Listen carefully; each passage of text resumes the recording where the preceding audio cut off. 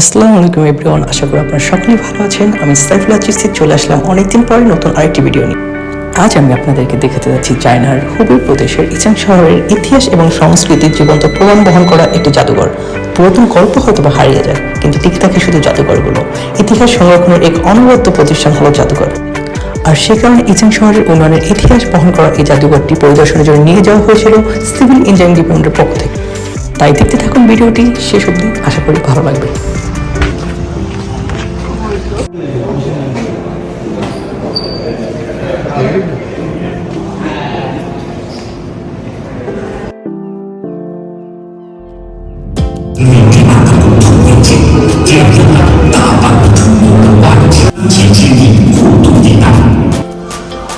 কি অদ্ভুত ব্যাপার।